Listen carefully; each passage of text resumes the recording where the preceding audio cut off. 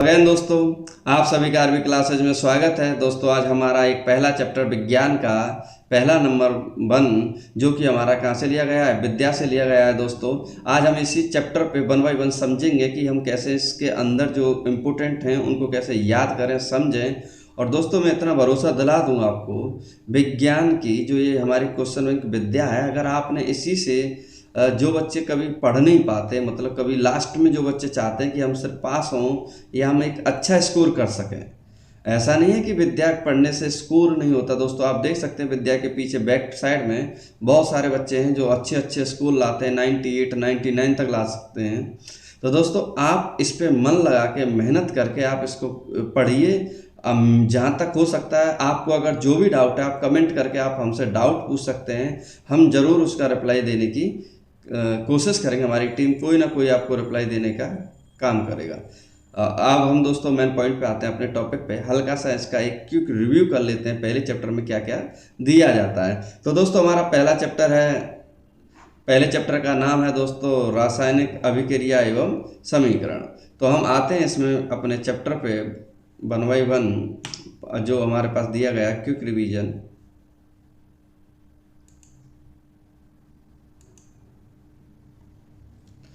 तो दोस्तों देखेंगे पहला पॉइंट हमारे पास, एक पूर्ण रासायनिक समीकरण अभिकारक उत्पाद प्रतीकात्मक रूप से उनकी भौतिक अवस्था को प्रदर्शित करता है। मतलब हमारी जो एक रासायनिक समीकरण उसमें क्या क्या होता है, अभिकारक होता है, उत्पाद होता है एवं प्रतीकात्मक रूप से उनकी भौतिक अवस्थाओं को प्रदर्शित करता है। सेकंड पॉइंट है, रासायनिक अभिक्रिया में भाग लेने वाले पदार्थ को जिनमें रासायनिक परिवर्तन होता है अभिकारक कहलाते हैं। रासायनिक अभिक्रिया से जिन नए पदार्थों का निर्माण होता है उसे उत्पाद कहते हैं। दोस्तों थोड़ा सा अगर क्लियर ना हो तो मैं जो बोल रहा हूँ उस पर थोड़ा सा ध्यान दीजिएगा, तो शायद हो सकता है आपके वो पॉइंट को समझने में हेल्प हो। नेक्स्ट पॉइंट है दोस्तों, रासायनिक समीकरण को संतुलित किया जाता है जिससे समीकरण में अभिकारक उत्पाद दोनों ही और रासायनिक समीकरण में भाग लेने वाले प्रत्येक परमाणु की संख्या समान हो। समीकरण संतुलित होना आवश्यक है। मैं अगर आपसे दोस्तों बोलूं कि मान लो मेरे पास एक A+B है और इधर मेरे पास C+D बनता है, तो मैं इसको क्या बोलूँगा दोस्तों, इसी का नाम पड़ जाता है हमारे पास उत्पाद। सॉरी, क्या पड़ेगा, उत्पाद। और जब मैं इधर की बात करूं तो इसको हम लोग बोलते हैं अभिकारक। तो ये जो एरो है, इस एरो से अगर हम लेफ्ट साइड की बात करें तो दैट इज कॉल्ड अभिकारक, एंड इसी एरो के हम अगर राइट साइड की बात करें तो उसे हम बोलते हैं उत्पाद। इसको इंग्लिश में बोलते हैं हम लोग रिएक्टेंट और इसे बोलते हैं हम लोग प्रोडक्ट। अब देखते हैं दोस्तों अपना अगला पॉइंट पे चलते हैं। नेक्स्ट है हमारा संयोजन अभिक्रिया। संयोजन अभिक्रिया में 2 या 2 से अधिक पदार्थ मिलकर एक नया पदार्थ बनाते हैं। जब 2 हों या 2 से अधिक पदार्थ हों मिलकर वो अगर एक नया पदार्थ बनाते हैं उसको हम बोलते हैं संयोजन अभिक्रिया। अगर हम इसमें एक एग्जाम्पल लेना चाहें तो जैसे मान लो हमारे पास कार्बन है, कार्बन की रिएक्शन अगर मैं O2 के साथ कराता हूँ तो मेरे पास क्या बनेगा, कार्बन डाइऑक्साइड। कार्बन का मतलब है दोस्तों, मैं अगर इसको फील कराऊँ आपको, अगर आप ये समझना चाहें, जैसे आपकी लकड़ी होती है, लकड़ी अगर मान लो हवा ना हो तो आप लकड़ी को नहीं जला सकते, लेकिन अगर हवा है तो आप लकड़ी को आसानी से जला सकते हैं। लकड़ी को जलाने पर जो आपको मिलता है उस गैस का नाम है कार्बन डाइऑक्साइड गैस। तो दोस्तों आई होप समझ गए होंगे आप। अगला है आपके पास वियोजन अभिक्रिया। वियोजन मतलब टूटना, मतलब संयोजन अभिक्रिया के विपरीत है। वियोजन अभिक्रिया में एकल पदार्थ वियोजित होकर 2 या 2 से अधिक पदार्थों में क्या हो जाता है, टूट जाता है, अलग हो जाता है। नेक्स्ट देखेंगे दोस्तों, जिन अभिक्रिया में उत्पाद के साथ ऊष्मा का भी उत्सर्जन होता है उसे ऊष्माक्षेपी अभिक्रिया कहते हैं। ऊष्माक्षेपी अभिक्रिया कहते हैं। जिन अभिक्रियाओं में ऊष्मा का अवशोषण होता है उसे ऊष्माशोषी अभिक्रिया कहते हैं। क्षेपी का मतलब दोस्तों जो ऊष्मा रिलीज करे, ऊष्मा दे, ऊष्मा शोषी मतलब ऊष्मा का जो शोषण करे उसको हम बोलते हैं ऊष्मा शोषी अभिक्रिया। साफ साफ लिखा ऊष्मा का अवशोषण। नेक्स्ट देखते हैं दोस्तों, जब कोई एक तत्व दूसरे तत्व को उसके यौगिक से विस्थापित कर देता है, जब एक बाहुबली छोटे जो होते हैं मतलब छोटे जो रिएक्शन करने के लिए होते हैं, तो जो बाहुबली एलिमेंट होता है वो छोटे एलिमेंट को जो लेस रिएक्टिव होता है उसको क्या कर देता है, साइड कर देता है, खुद वहाँ जाके बैठ जाता है। ऐसी अभिक्रिया को हम बोलते हैं विस्थापन अभिक्रिया। नेक्स्ट देखते हैं दोस्तों द्विविस्थापन।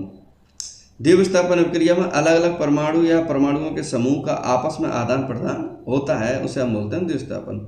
अवक्षेपण अभिक्रिया, जिसमें अविक्षेपण अभिक्रिया से अविलेय लवण प्राप्त होता है। अविलेय मीन्स जो घुल ना सके, जो हमारा टेस्ट ट्यूब होता है जब हम केमिस्ट्री लैब में, रासायनिक लेबोरेटरी में जब हम एक्सपेरिमेंट करते हैं तो एक टेस्ट ट्यूब होती है जिसे हम परख नली बोलते हैं।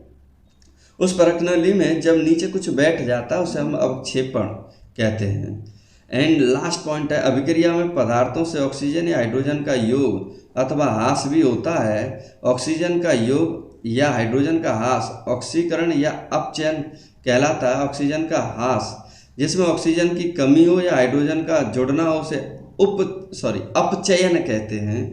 और देखो एक वर्ड मैं बता देता हूँ यहाँ आपको हिंट के तौर पे, जो उप होता है, उप का मतलब होता है ऐड, और जो अप होता है उसका मतलब होता है रिड्यूस।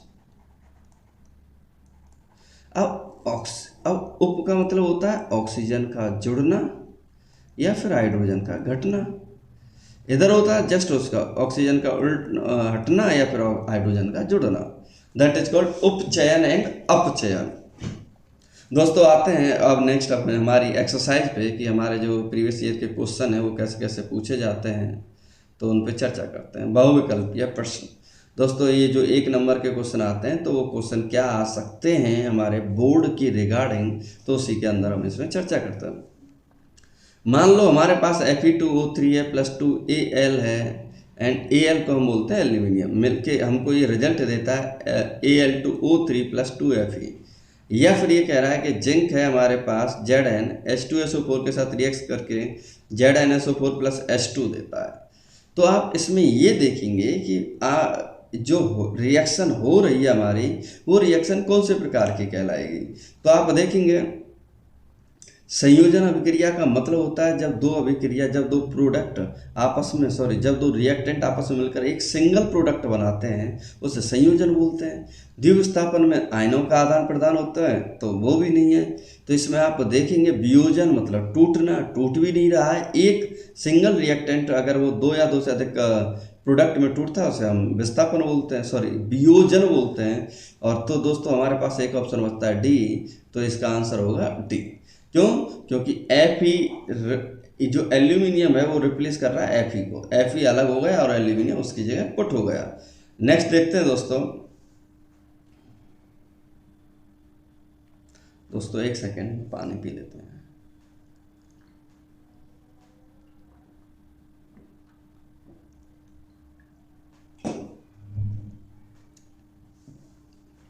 नेक्स्ट देखते हैं दोस्तों, हमारे पास है सेकेंड, नीचे दी गई अभिक्रिया में संबंध में कौन सा कथन असत्य है। दोस्तों इस वर्ड को बड़े ही ध्यान से समझना, असत्य की बात कर रहा है, रॉन्ग। तो इसमें हमें देखना पड़ेगा 2PbO plus CS plus 2Pb plus CO2। ये कह रहा है पहला ऑप्शन सीसा अपचयित होता है।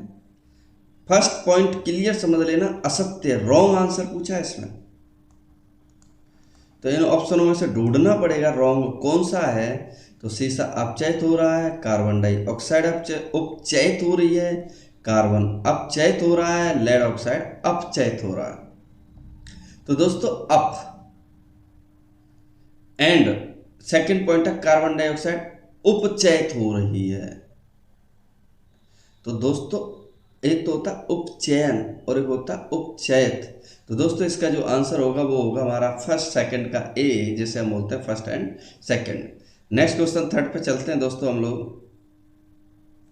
हमारे पास एक एग्जांपल दिया गया है FeCl3 plus 2H2O plus by 2FeCl2 plus H2SO4 plus 2HCl। तो इसमें आपको देखना होगा कि इसमें जो Y है वो क्या है। तो दोस्तों आप देखोगे कि हमें क्या मतलब इसको जितने एलिमेंट हमारे प्रोडक्ट साइड होंगे उतने ही एलिमेंट हमारे रिएक्टेंट साइड होंगे, सिंपल है।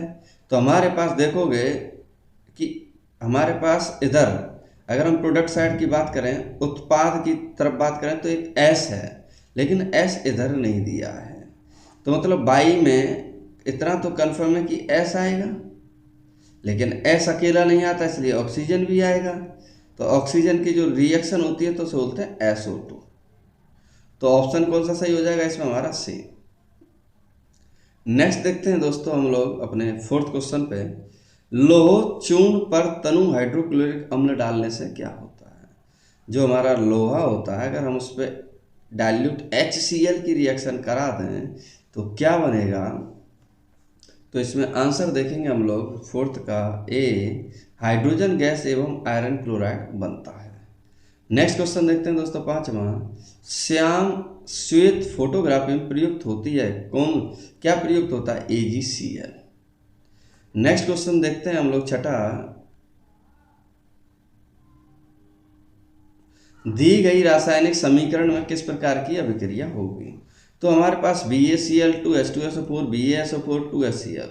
तो आप देखोगे इसमें कहीं भी जो ये Ba है उसने H को या फिर H ने H जो है Cl के साथ चला जाता है और BaSO4 के साथ चला जाएगा, तो इसलिए इसका आंसर क्या आ जाएगा? अवक्षेपण अभिक्रिया। मतलब जो ये ठोस है ये कहाँ बैठ जाता है? नीचे, BaSO4, जिसे हम बोलते हैं बेरिलियम सल्फेट। नेक्स्ट क्वेश्चन देखते हैं सातवां, एक भूरे रंग का चमकदार तत्व X को वायु की उपस्थिति में गर्म करने पर वह काला हो जाता है, इस तत्व का नाम क्या है? तो आपको याद रखना चाहिए, एक भूरे रंग का चमकदार तत्व X को वायु की उपस्थिति में गर्म करने पर वह काला हो जाता है। सिंपल है, इसका आंसर आ जाएगा हमारा कॉपर। 2022 में पूछा हुआ क्वेश्चन है दोस्तों, 2023 बोर्ड में बहुत इंपॉर्टेंट क्वेश्चन है। ये चीज़ें अगर हमें डायरेक्ट मालूम है तो हम डायरेक्ट टिक कर सकते हैं, अगर नहीं मालूम तो हम छोड़ सकते हैं। तो कार्बन को वायु में जलाने पर कार्बन डाइऑक्साइड गैस का बनना उदाहरण है। तो क्वेश्चन नंबर 8 का आंसर होगा हमारे पास संयोजन अभिक्रिया। अभी मैंने बताया था थोड़ी देर पहले, जब कार्बन की रिएक्शन अगर ऑक्सीजन के साथ होगी तो क्या आएगा आंसर? CO2। हमारे पास क्या है? दोनों एलिमेंट क्या है? अलग अलग है, मिलके क्या बना रहा है? एक एलिमेंट। इसी को तो हम बोलते हैं संयोजन अभिक्रिया। तो दोस्तों आई होप आपको समझ में आ रहा होगा, उम्मीद है कि इसको आप अच्छे से समझें, कोशिश करें। दोस्तों बहुत ही इंटरेस्टिंग है, आप जो है सिर्फ रीडिंग कर लेंगे ना तो चीज़ें आपके माइंड में धीरे धीरे क्या है क्लियर होती जाएंगी। एक बार आपने पढ़ा फिर दोबारा पढ़ोगे तो आपको ये चीज़ें समझ में आती चलेंगी और चीज़ें क्लियर होती जाएंगी। और दोस्तों मैं बता दूं कि ये जो क्वेश्चन है हमारा वेरी वेरी इंपॉर्टेंट है। ये मतलब मान लो बहुत हर बार साल लगभग पूछा जाता है, ये ना जाने कब से पूछा जा रहा है। इसमें लिखा है 2023, लेकिन इसको जो पूछा गया ये हर बार बहुत ज़्यादा मात्रा में पूछा गया है, जिसका फॉर्मूला होता है PbNO3 का होल ट्वाइस। नेक्स्ट क्वेश्चन देखते हैं, क्वेश्चन नंबर 10, जिन अभिक्रियाओं में आयनों के विनिमय से नए यौगिक बनते हैं उन्हें कहा जाता है? तो दोस्तों आयनों के विनिमय से, एक ही आंसर है इसका, द्विविस्थापन अभिक्रिया। निम्नलिखित में से कौन सी एक दहन अभिक्रिया है? दहन का मतलब है जलना। तो आप देखोगे इसमें मीथेन वाली एक रिएक्शन होती है, CH4 की अगर रिएक्शन में O2 के साथ करा दो, जब भी अगर दहन हो तो याद रख लेना उसमें ऑक्सीजन का होना जरूरी है। तो CH4 प्लस O2 को अगर मैं रिएक्शन कराऊं तो मेरी ये रिएक्शन मिलती है। तो दोस्तों ये था हमारा बहुविकल्पीय प्रश्न, जिसमें हमने देखे 11 बहुविकल्पीय प्रश्न। कुछ इंपॉर्टेंट पॉइंट हैं जो बोर्ड के रिगार्डिंग है, ये थोड़ा सा हम याद कर लेते हैं। सर्वप्रथम रासायनिक समीकरण द्वारा रासायनिक अभिक्रिया का निरूपण सन 1615 में जीन बैगविन ने किया। जिन्होंने, साइंटिस्ट का नाम है जीन बैगविन। नेक्स्ट पॉइंट देखते हैं, समीकरण का आधार यह है कि किसी रासायनिक अभिक्रिया में भाग लेने वाले विभिन्न तत्वों के परमाणुओं की संख्या अभिक्रिया के उपरांत भी अपरिवर्तित रहती है। सिंपल पॉइंट समझो, जितना अभिक्रिया, जितनी एलिमेंट, जितने तत्व हमारे रिएक्शन से पहले होते हैं उतने ही तत्व हमारे रिएक्शन के बाद होंगे, जिसे हम बोलते हैं संतुलन। नेक्स्ट देखते हैं दोस्तों, इसमें हमारे लघु उत्तरीय प्रश्न। अब क्या है कि हमें लिखने वाले क्वेश्चन आएंगे। तो पहला इसमें देखेंगे हम लोग कि ये कह रहा है रासायनिक समीकरण अभिक्रियाओं के लिए संतुलित समीकरण लिखिए। तो हमें क्या है, संतुलित समीकरण करना है। पहले दोस्तों ऐसे क्वेश्चनों को देखो, हमें संतुलन करने के लिए तो हमें आसान होता है जब डायरेक्ट उसने रिएक्शन दी हो, लेकिन अगर वो नाम दे दे, नाम को आपको कन्वर्ट करना पड़े, कैसे कन्वर्ट करें।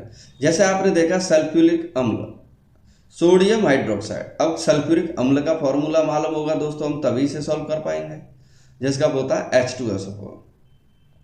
सेकेंड है सोडियम हाइड्रोक्साइड, तो सोडियम हाइड्रोक्साइड का फॉर्मूला था NaOH। जब ये आपस में रिएक्ट करते हैं, रिएक्शन करते हैं, तो ये बनाते हैं सोडियम सल्फेट प्लस H2O। ये आया हुआ है क्वेश्चन दोस्तों आप लोगों का 2023 में, देख सकते हैं दोस्तों, अभी जस्ट आया हुआ क्वेश्चन है। तो आप इसको थोड़ा सा एक्टिव होके याद करिए, इनको समझिए, और ये बहुत हेल्प करेंगे आपके बोर्ड के रिगार्डिंग। देखो दोस्तों, सेकंड पॉइंट है हमारे पास कि फास्फोरस क्लोरीन गैस में जलकर फास्फोरस पेंटाक्लोराइड बना देता है। सेकंड पॉइंट है दोस्तों हमारे पास कि फास्फोरस क्लोरीन है, जैसे बोलते हैं फास्फोरस है और क्लोरीन है, जब ये मिलके क्या बनाएगा, फास्फोरस पेंटाक्लोराइड बना देता है। तो इसको संतुलित कैसे करें, तो यहाँ देखोगे पी के कितने 2 हैं, Cl के देखोगे 5 यहाँ 2 यहाँ, 5 दूनी 10, तो यहाँ भी कितना आ गया 10। तो इस तरह से क्या हम इसको संतुलित करना समझते हैं। नेक्स्ट देखते हैं दोस्तों, हमारे पास है जिंक को, अगर हमारे पास सोडियम नाइट्रेट है, जिंक जब सोडियम नाइट्रेट के साथ रिएक्शन करता है तो जिंक नाइट्रेट प्लस जिंक जब सिल्वर नाइट्रेट के साथ रिएक्शन करता है तो क्या बनता है, जिंक नाइट्रेट प्लस सिल्वर बन जाता है हमारा अलग से। तो सिल्वर क्या हमारा एक मेटल है जो कि हमारे एक मतलब कह सकते हैं ये सिंगल अवस्था, सिंगल स्टेट में भी ये मिल सकता है।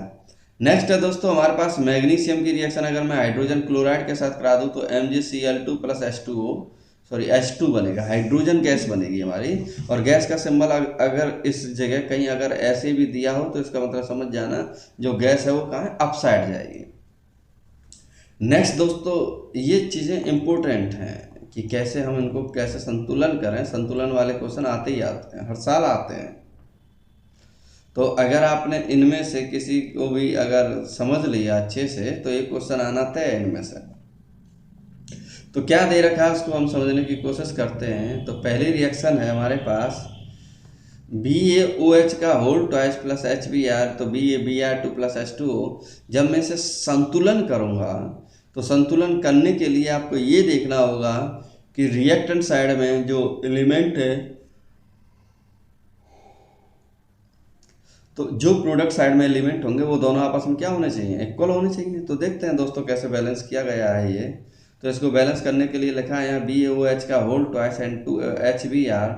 तो वहाँ HBr के आगे 2 नहीं था लेकिन यहाँ लगा है, और यहाँ H2O के आगे कुछ नहीं था तो यहाँ 2 लगा है। तो इसलिए क्या है, ये क्वेश्चन हमारी क्या हो जाती है, बैलेंस हो जाती है।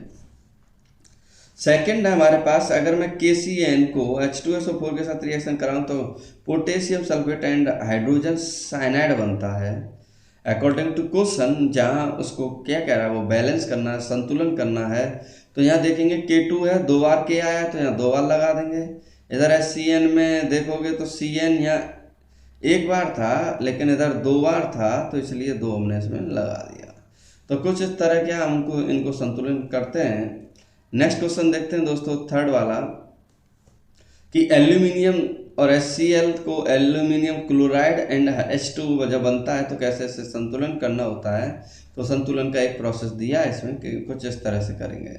नेक्स्ट दोस्तों, मेथेन ऑक्सीजन की उपस्थिति में जब CO2 और H2O बनता है तो कैसे उसे संतुलन करते हैं। तो इसको भी इसमें दे रखा है कि ऑक्सीजन कितना है, हाइड्रोजन कितना है और कार्बन कितना है दोस्तों। नेक्स्ट देखते हैं दोस्तों, हमारे पास 5वां दे रखा है कि मान लो अगर कार्बन डाइऑक्साइड है, अगर वो H2O के साथ रिएक्शन करती है तो कैसे ऐसे संतुलन करते हैं। तो C6H12O6 plus O2 plus 2H2O, तो इसे संतुलन करने का इसमें क्या है, एक आसान वे में एक तरीका दे रखा है। सेम ऐसे ही है, कॉपर सल्फाइड है, O2 है, कॉपर ऑक्साइड है और SO2 है। कैसे संतुलन करना है ये भी इसमें दिया है। अगला है magnesium oxide plus hydrogen chloride MnCl2H2 और Cl2 के साथ रिएक्शन करते हैं तो कैसे बैलेंस होना है, तो वो सब दे रखा है। आयरन को जब पानी के साथ रिएक्शन करते हैं तो आयरन ऑक्साइड बनता है एंड हाइड्रोजन गैस बनती है। तो इसे देखेंगे कैसे संतुलन होता है। तो ये 8वां संतुलन के तरीके, संतुलन का मतलब न्यूमेरिकल वैल्यू का आना, न्यूमेरिकल वैल्यू कैसे पुट करते हैं वो इसमें दे रखा है। नेक्स्ट देखते हैं दोस्तों क्वेश्चन, क्या होता है जब सोडियम सल्फेट विलयन को बेरियम क्लोराइड विलयन में मिलाया जाता है। क्या होता है जब सोडियम सल्फेट विलयन को बेरियम क्लोराइड विलयन में मिलाया जाता है। तो देखेंगे दोस्तों, उपयुक्त अभिक्रिया की संतुलित समीकरण लिखिए। मतलब फर्स्ट वाले में देखें, जब सोडियम सल्फेट को विलयन को बेरियम क्लोराइड में मिलाया जाता है तो BaSO4 का सफेद अवक्षेप बनता है एंड सोडियम क्लोराइड अन्य उत्पाद के रूप में प्राप्त होता है जो विलयन में शेष रह जाता है। फॉर एग्जाम्पल सोडियम सल्फेट है, बेरियम क्लोराइड है, ये कुछ ऐसे बन जाती है रिएक्शन हमारे। नेक्स्ट देखते हैं दोस्तों, इसमें क्या रहा है, समीकरण अभिक्रियाओं को संतुलित समीकरण कीजिए। कैसे करते हैं वो इसमें देखते हैं। तो दोस्तों इसमें पहला दे रखा है आपके पास, तनु सल्फ्यूरिक अम्ल दानेदार जिंक के साथ अभिक्रिया करता है। तो देखेंगे तनु सल्फ्यूरिक अम्ल जिंक के साथ अभिक्रिया करके हाइड्रोजन विस्थापित करता है, क्या बनता है Zn प्लस H2SO4। तो ये बनेगा ZnSO4 plus H2 hydrogen gas. Next है एल्यूमिनियम, जब जिंक चूर्ण को तनु सल्फ्यूरिक अम्ल में मिलाया जाता है तो क्या होता है। तो सेकंड दे रखा है कि जब हम एल्यूमिनियम को HCl हाइड्रोक्लोरिक से मिलाते हैं तो हमारा क्या बनता है, तो बनता है एल्यूमिनियम क्लोराइड प्लस 3H2। दोस्तों सेकंड वाला हमारा ये था। थर्ड है सोडियम ऑक्साइड को जल में घोला जाता है तो ये घोलने पे क्या बन जाता है, सोडियम हाइड्रोक्साइड बन जाता है। नेक्स्ट देखते हैं दोस्तों 5वां क्वेश्चन, फिर से वही कि हमें क्या है कि क्या होता है जब ये दिया गया हो तो हमारे रासायनिक समीकरण कैसे लिखने हैं। तो इसमें देखोगे लेड नाइट्रेट को गर्म करना, लेड नाइट्रेट को हम जब गर्म करते हैं तो PbO plus 4NO2 plus O2 बनता है। सेकंड है नाइट्रिक अम्ल को जब कैल्शियम हाइड्रोक्साइड से अभिक्रिया कराते हैं तो क्या बनेगा, कैल्शियम नाइट्रेट प्लस H2O मतलब पानी। तो हमारा सेकंड वाला है। थर्ड वन इज एथेनिक अम्ल सोडियम कार्बोनेट से अभिक्रिया करता है तो क्या बनता है, तो आप देखोगे एथेनिक अम्ल से बनता है, यहाँ से H को रिमूव हो जाता है। क्यों, क्योंकि ये क्या बन जाती है आपकी एक तरह से विस्थापन अभिक्रिया बन जाती है। नेक्स्ट लास्ट, एथेनॉल को सांद्रिक सल्फ्यूरिक अम्ल के साथ गर्म करते हैं तो क्या बनता है, C2H5OH को जब हम करते हैं तो C2H4 प्लस H2O बनता है। नेक्स्ट देखते हैं दोस्तों, निम्नलिखित समीकरण को संतुलित कीजिए। तो हमारे पास एक पहली रिएक्शन है C6H12O6 को O2 के साथ रिएक्शन करते हैं CO2 प्लस H2O प्लस ऊर्जा बनती है। तो देखते हैं यहाँ संतुलित करने के लिए ऑक्सीजन के आगे 6 आया एंड CO2 के आगे 6 आया एंड पानी के आगे भी 6 आया। नेक्स्ट है दोस्तों sodium C2H5 CH3CH2ONA plus H2। तो इसकी रिएक्शन देखोगे 2Na प्लस 2CH2H5OH प्लस हमारा क्या हुआ कि ये रिएक्शन जब आपस में मिल के नई रिएक्शन करती है तो कुछ इस तरह से बनती है जिसको हमारा क्या 2 आगे आ जाता है, जिसे हमने H2 बोला।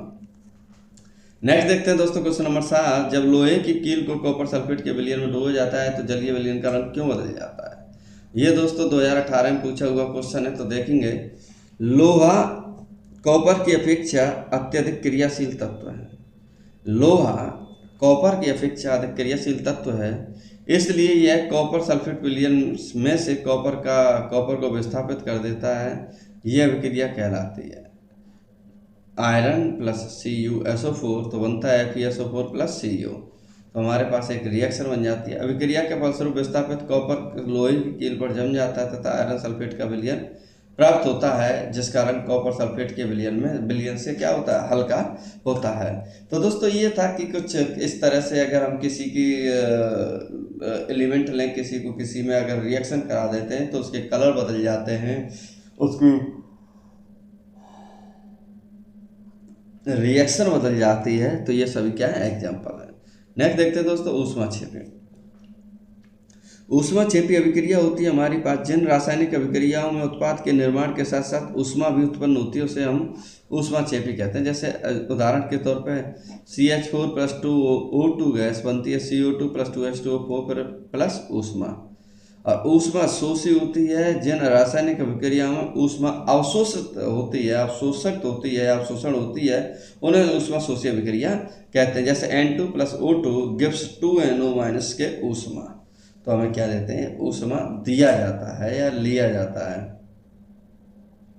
श्वसन को ऊष्माक्षेपी अभिक्रिया क्यों कहते हैं, वर्णन कीजिए। श्वसन को ऊष्माक्षेपी अभिक्रिया इसलिए कहते हैं क्योंकि इसके अंतर्गत भोजन छोटे छोटे टुकड़ों में टूटता है जिसके फलस्वरूप ऊर्जा उत्पन्न होती है जो हमारे शरीर को कार्य करने की शक्ति प्रदान करती है। जैसे एग्जाम्पल है C6H12O6 plus CO2 gives CO2+2H2O and ऊर्जा। नेक्स्ट देखते हैं दोस्तों, रासायनिक समीकरण देते हुए सल्फर डाइऑक्साइड का कोई एक अपचायक गुण लिखिए। तो जल की उपस्थिति में यह हैलोजन का अपचयन करने के अम्ल बनाती है, जैसे बोलते हैं SO2+2H2O+Cl2, तो गिव्स 2HCl+H2SO4। नेक्स्ट देखते हैं दोस्तों, नेक्स्ट वाला जो क्वेश्चन है वो भी बहुत इंपॉर्टेंट है, जो पूछ लिया जाता है नॉर्मली। रेडॉक्स अभिक्रिया किसे कहते हैं, उदाहरण देकर स्पष्ट करो।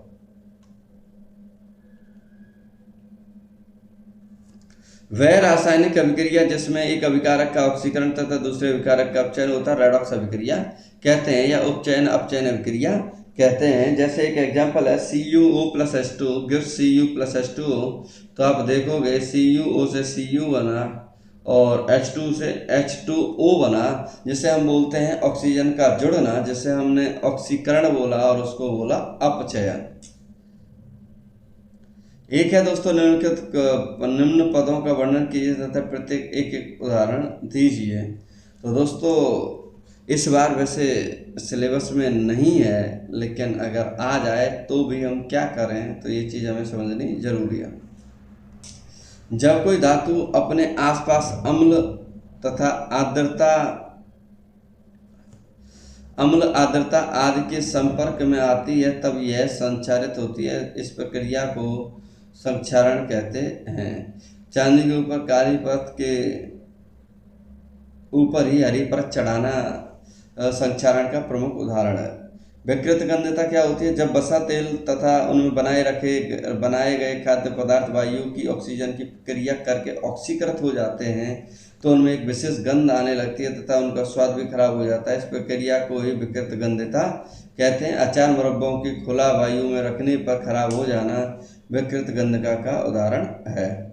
नेक्स्ट देखते हैं दोस्तों, हमारे पास क्वेश्चन नंबर 13, ऑक्सीकरण अभिक्रिया को उदाहरण से समझाइए। ऑक्सीकरण अभिक्रिया पर टिप्पणी कीजिए। जब किसी अभिक्रिया में किसी तत्व या यौगिक के साथ ऑक्सीजन या सहयोग हाइड्रोजन को त्याग होता है तो ऐसी अभिक्रिया की ऑक्सीकरण अभिक्रिया कहते हैं। जैसे कार्बन प्लस ऑक्सीजन CO2 बनता है, sulphur oxygen SO2, 4HCl MnO2 बनता है MnCl2+H2O+Cl2।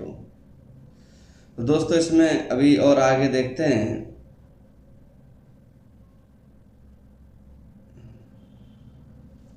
दो समीकरण के दाईं ओर तथा इनके मध्य भी प्लस चिन्ह का लगा दिया जाता है। विकार तत्व को एक तीर के माध्यम से लगाते हैं जिसकी दिशा अलग अलग कुछ होती है।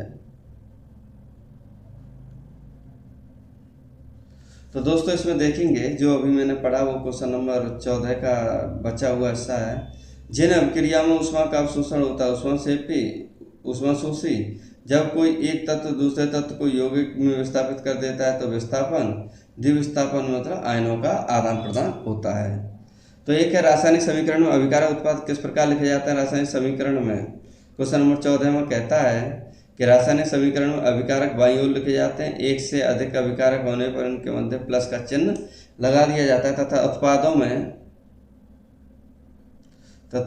को समीकरण के दाईं ओर लिखा जाता है तथा इनके मध्य भी प्लस का साइन लगा दिया जाता है। अभिकारकों तथा उत्पादों के मध्य एक तीर लगाया जाता है जिसकी दिशा उत्पादों की ओर होती है। यह तीर अभिक्रिया की दिशा का बोध कराता है। उदाहरण जैसे Mg+O2 = 2 MgO, तो इसे हम बोलते हैं अभिकारक एवं उत्पाद।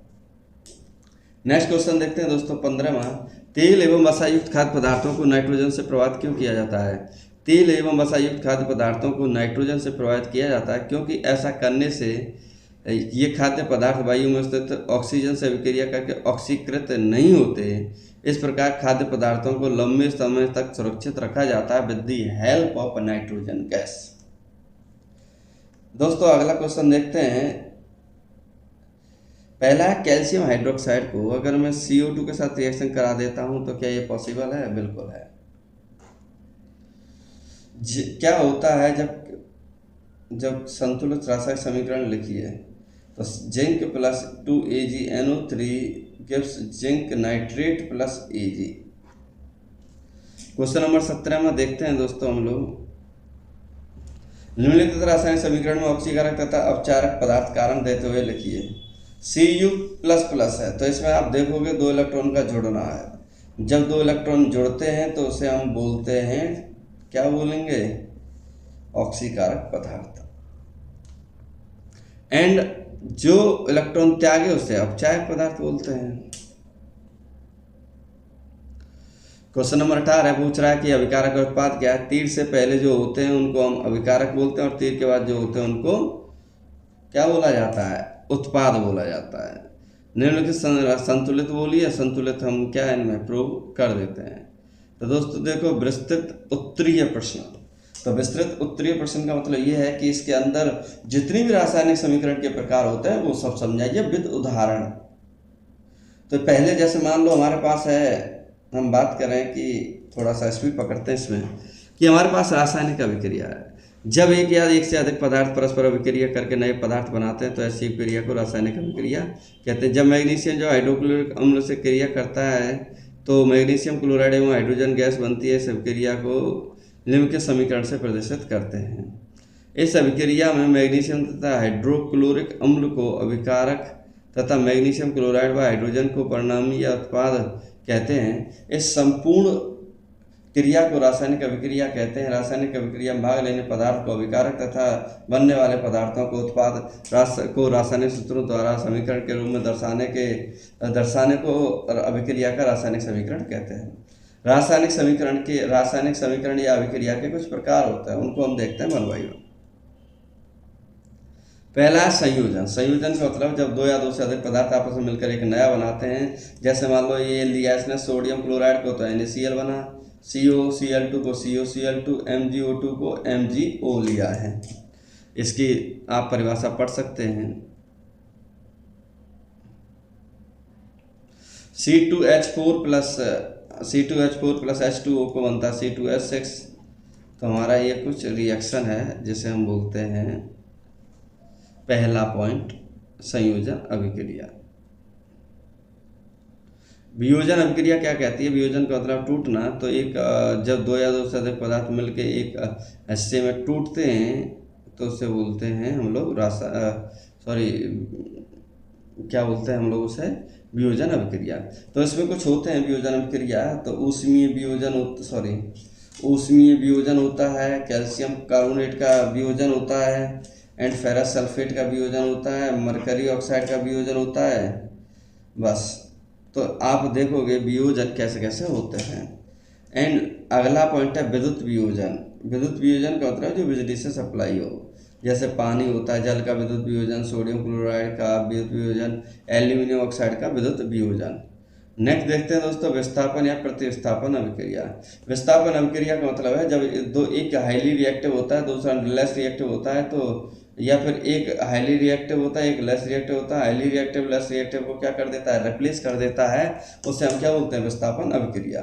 जैसे मान लो Fe को अगर CuO4 से कराते हैं तो FeSO4 प्लस Cu बन जाता है। तो ऐसे बोलते हैं हम लोग विस्थापन। द्विविस्थापन का मतलब क्या है? 2 आयनों का आदान प्रदान हो से द्विविस्थापन बोला जाता है। तो दोस्तों कुछ इस तरह से हमारी क्या थी? रिएक्शन थी। सेकंड वाला दोस्तों देखेंगे ये भी क्या है? संतुलित रासायनिक समीकरण है। इसे कैसे बैलेंस करते हैं तो उसको हम इसके अंदर समझते हैं। तो मरकरी ऑक्साइड है, मरकरी ऑक्साइड को हम कैसे संतुलित करेंगे? तो मान लो हमारे पास MgO है, MgO को तोड़ेंगे तो Hg प्लस O2 टूटेगा, तो जिसे हम क्या बोलते हैं संतुलन। सेकंड है iron plus copper sulphate gives question mark plus copper, तो FeCuSO4 FeSO4। नेक्स्ट है कैल्शियम कार्बोनेट को, कैल्शियम कार्बोनेट टूटेगा CO प्लस CO2।